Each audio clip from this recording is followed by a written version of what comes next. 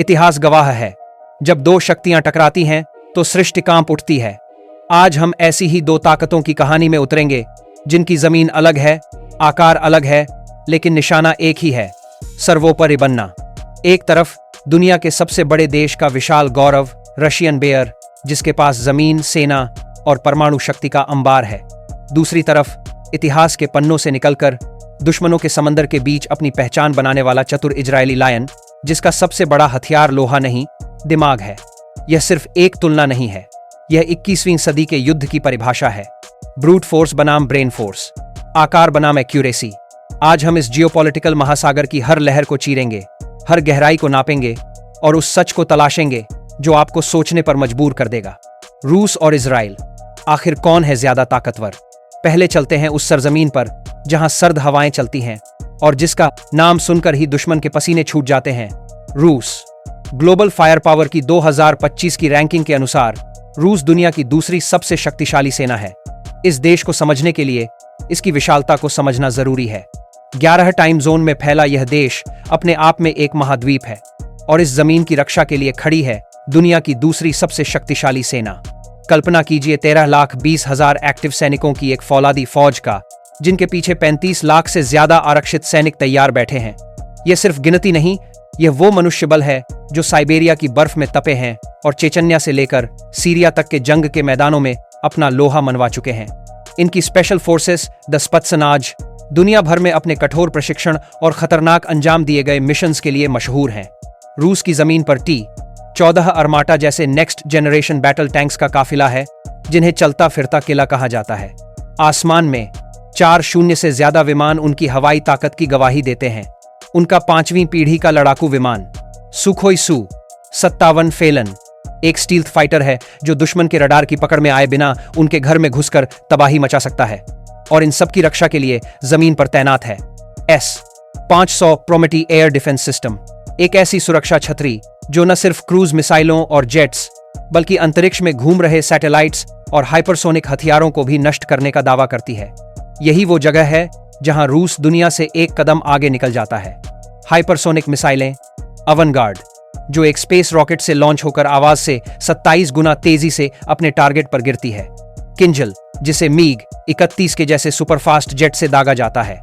Zircon, जो समंदर में किसी भी एयरक्राफ्ट कैरियर को पलक झपकते ही कब्रिस्तान बना सकती है। ये वो अस्त्र हैं जिनके सामने फिलहाल दुनिया के किसी भी देश के पास कोई ठोस जवाब नहीं है। और अंत में रूस का वो ब्रह्मास्त्र जिसे इस्तेमाल करने की कोई कल्पना भी नहीं करना चाहता, उनका परमाणु जखीरा। लगभग 5,900 न्यूक्लियर वॉरहेड्स के साथ रूस इस मामले में दुनिया का अनडिस्प्यूटेड किंग है। यह सिर्फ एक हथियार नहीं, यह एक ऐसी गारंटी है कि कोई भी देश रूस की जमीन पर कब्जा करने की हिम्मत नहीं कर सकता। अब रुख करते हैं उस देश की तरफ जो आकार में छोटा है, लेकिन जिसकी छलांग बहुत लंबी है। एक ऐसा देश जो अपने जन्म से ही अस्तित्व की लड़ाई लड़ रहा है, इजराइल। ग्लोबल फायर पावर 2025 की रैंकिंग में इजराइल 15वें स्थान पर है। अगर रूस की ताकत उसके आकार में है, तो इजराइल की ताकत उसकी जरूरत और उस जरूरत से पैदा हुई टेक्नोलॉजी में है। इजराइल में सेना सिर्फ एक नौकरी नहीं, एक कर्तव्य है। हर नागरिक, चाहे वो लड़का हो या लड़की, सेना में अपनी सेवा देता है। इस अनिवार्य सैन्य सेवा के कारण उनकी 1,70,000 की एक्टिव सेना के पास लगभग 4,65,000 की विशाल और हाईली ट्रेंड रिजर्व फोर्स है। इसका मतलब है जंग छिड़ने के कुछ ही घंटों में इजराइल अपनी सैन्य शक्ति को कई गुना बढ़ा सकता है। उनका हर सैनिक एक सर्वाइवर है, जिसे एसिमेट्रिक वॉरफेयर यानी गैर बराबरी की जंग में लड़ने की महारत हासिल है। इजराइल ने अपने छोटे से आकार को एक अदृश्य मल्टी लेयर्ड किले में बदल दिया है। आयरन डोम, शॉर्ट रेंज रॉकेट्स और मोर्टार के लिए एक काल, जिसने 90% से ज्यादा की एक्यूरेसी से अपने शहरों को बचाया है। यह लाइव बैटल में खुद को साबित कर चुका है। डेविड स्लिंग, मीडियम रेंज मिसाइलों के लिए एक शिकारी।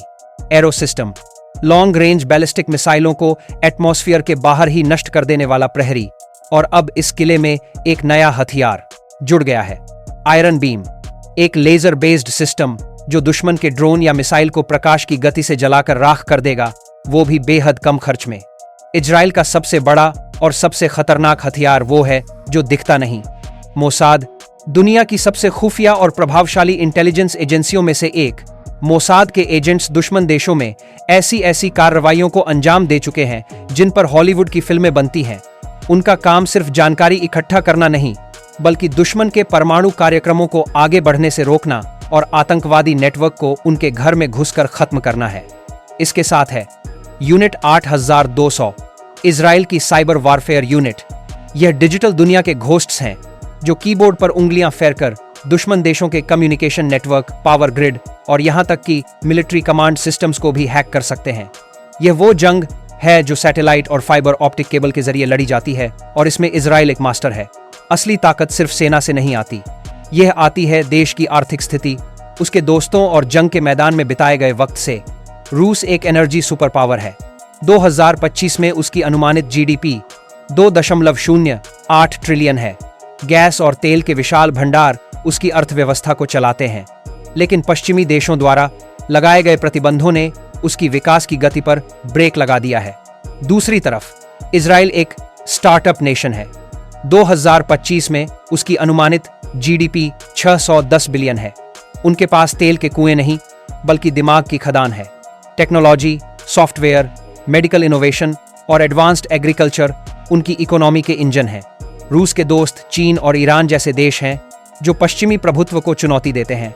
उसका CSTO मिलिट्री अलायंस भी है, लेकिन इजराइल के पास है दुनिया का सबसे शक्तिशाली दोस्त, अमेरिका। अमेरिका न सिर्फ इजराइल को हर साल अरबों डॉलर की सैन्य सहायता देता है, बल्कि उसे F-35 जैसे सबसे एडवांस्ड हथियार भी देता है। इसका जवाब शायद इस बात पर निर्भर करता है कि जंग कैसी होगी। अगर यह एक आमने सामने की विशाल मैदान में लड़ी जाने वाली पारंपरिक जंग है, तो रूस का स्लेजहैमर, उसकी विशाल सेना, उसके टैंक्स और उसकी मिसाइल शक्ति शायद इजराइल पर भारी पड़ सकती है।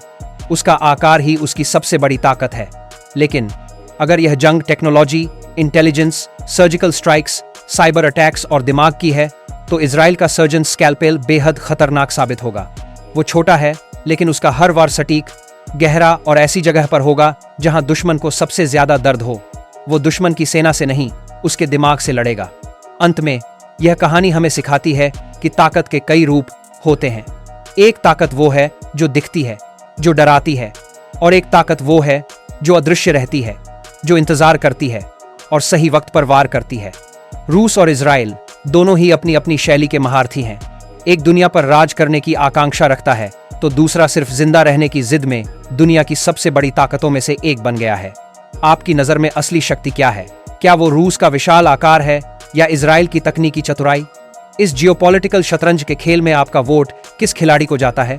हमें नीचे कमेंट्स में अपनी राय जरूर बताएं। हमारे चैनल को अभी सब्सक्राइब करें। हम आपके लिए ऐसी ही दिलचस्प कहानियां लाते रहेंगे।